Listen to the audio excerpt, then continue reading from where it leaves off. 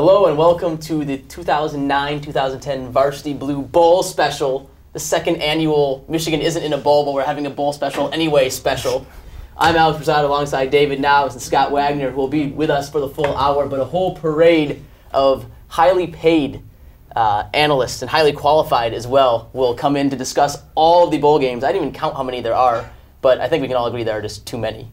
Maybe too many. If a 5-6 Army team may or may not be in a bowl, that's the number one sign. There are too many bowl games. But first, we have to go through some, self-mutilation here and have to talk about Michigan football just for a little bit one more time, guys. And of course, we did not discuss the Ohio State games. We didn't have an episode because it's too depressing. But immediately following the game, at least for myself, and we'll start with you, Scott, I felt in some ways excited about how 2010 looks for Michigan football. I mean, a loss is a loss, right? But they look like the Michigan team of old that you might expect them to look like as far as playing good defense goes, as far as moving the ball effectively, unless they were turning it over. It didn't look like the Michigan team that totally broke down against Illinois, totally broke down against Purdue.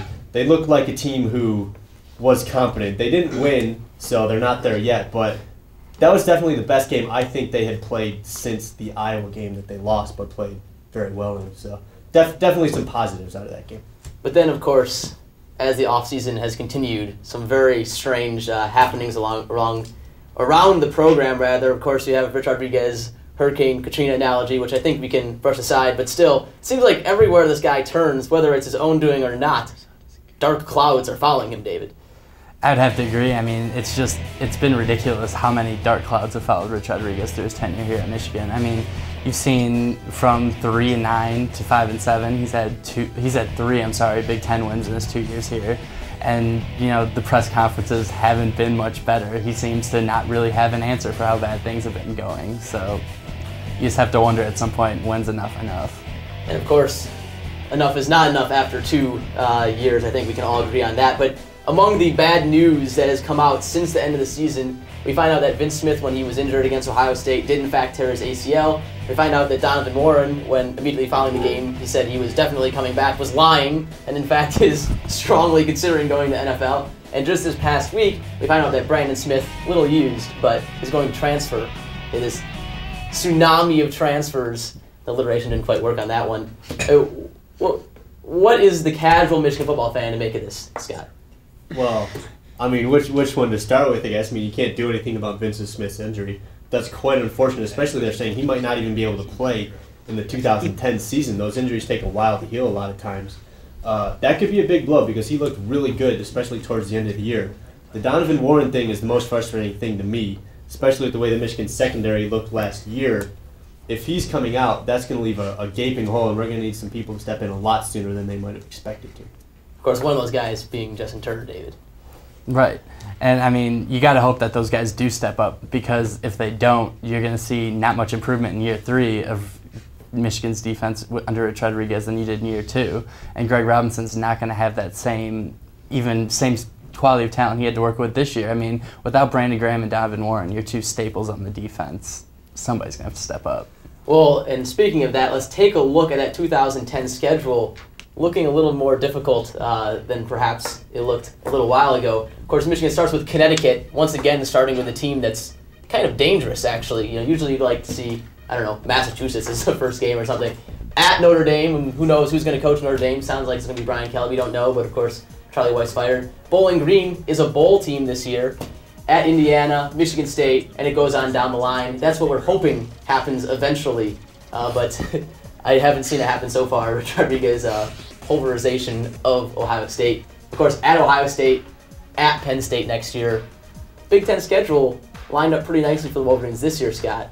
Next year looks a little bit more difficult, at least with the road contest. Yeah, and Michigan did not win a game on the road this year, as long as I'm not mistaken, so it'll be interesting to see how they can respond. You got to think they'll improve a little bit from this year to next year, but you've got to beat Penn State on the road. You've got to beat Ohio State on the road. You've got to continue to win those games when you have the chance. Going to Purdue, that's a big step Michigan's going to have to take, I think, next year. Not only improving, but also improving on the road, because a lot of their bigger contests will be on the road next year.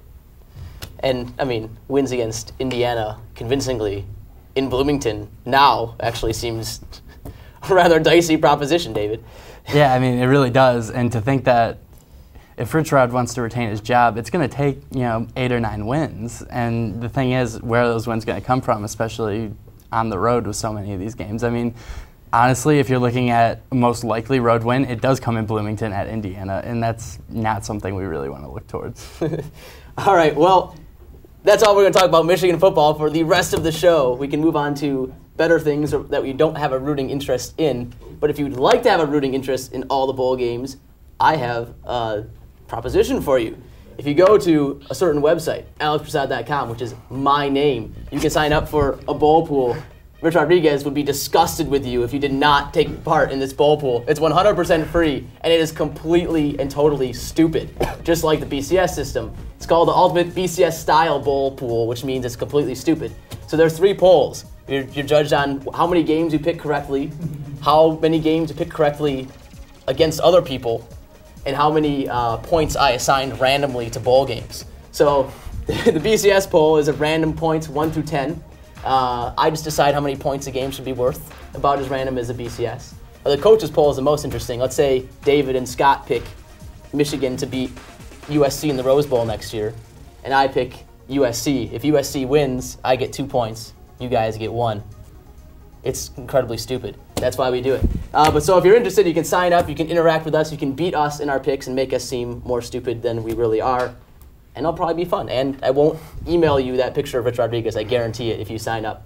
All right, well, we're going to go to commercial break. But coming back on the other side, we're going to start to break down the bowls with 2 MGO bloggers, Tim and Paul.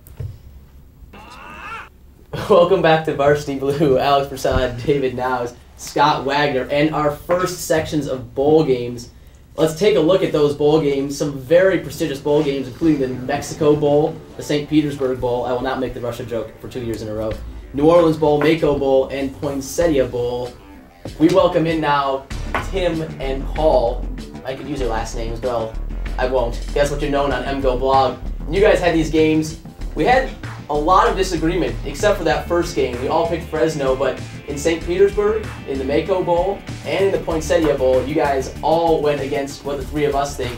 Explain yourselves, please. Well, where should we start, Paul?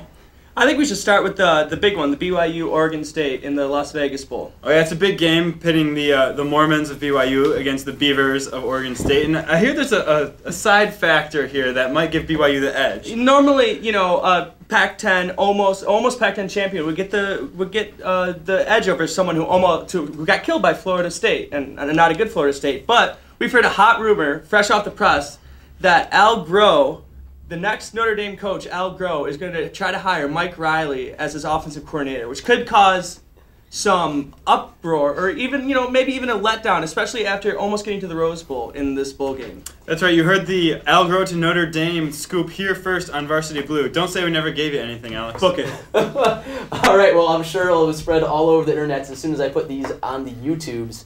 But, guys, we all picked Oregon State. Assume that Jacques Rogers will run wild against BYU. I think BYU's 2 biggest games, at least with national exposure, Florida State and that TCU game where they completely laid an egg when College Game Day attended. I mean, are you guys confident in your picks of Oregon State, or was it a toss-up and ended up on Oregon State's side? Very confident. I'd have to say that Jacques Rogers, that's a Heisman candidate next year, and this team has a lot of returning players. This is going to be a big-time team in 2010, and I think that this bowl game's a segue into that, even though BYU may not be the most great competition.